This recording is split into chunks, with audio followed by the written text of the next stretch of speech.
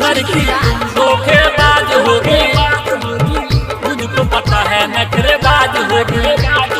Singing by Pankaj प्रेमी।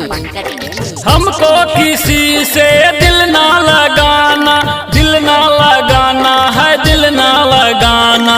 हमको किसी से दिल ना लगाना, दिल ना लगाना है, दिल ना लगाना।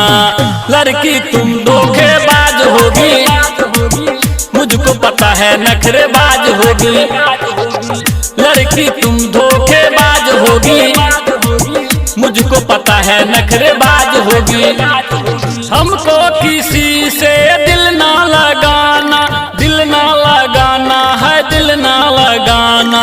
हमको किसी से दिल ना लगाना, दिल ना लगाना है, दिल ना लगाना। लड़की तुम धोखेबाज होगी, मुझको पता है नखरेबाज होगी। लड़की तुम धोखेबाज होगी, मुझको पता है नखरेबाज होगी। TSP मनोरंजन फिल्म्स, विठान बाजार समस्तीपुर, विठान बाजार समस्तीपुर। म्यूजिक डायरेक्टर लड़की तुम धोखेबाज होगी, मुझको पता है नखरेबाज होगी।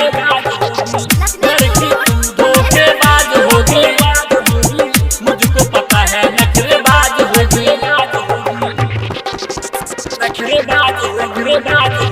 होते रसीले चाल फरेबी, तेरी अदाओं पे मैं ना फंसूंगा, तेरी अदाओं पे मैं ना फंसूंगा। हाँ होते रसीले है चाल फरेबी, तेरी अदाओं पे मैं ना फंसूंगा।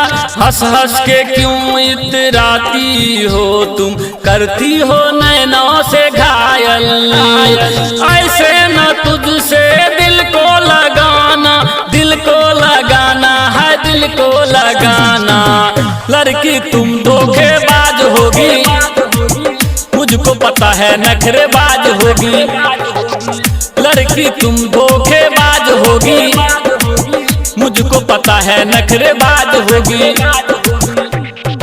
अभी आप सुन रहे हैं मैथिली स्टेशन से, मैथिली स्टेशन से, मैथिली म्यूजिक डायरेक्टर लड़की तुम धोखेबाज होगी, मुझको पता है नखरेबाज होगी। लड़की तुम धोखेबाज होगी, मुझको पता है नखरेबाज होगी।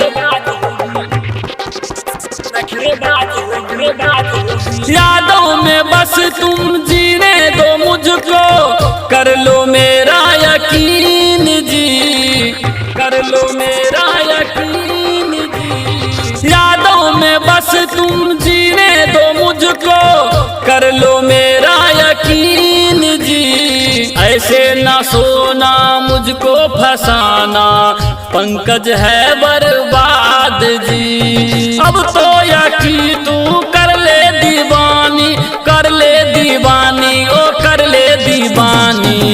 लड़की तुम धोखेबाज होगी, मुझको पता है नखरेबाज होगी।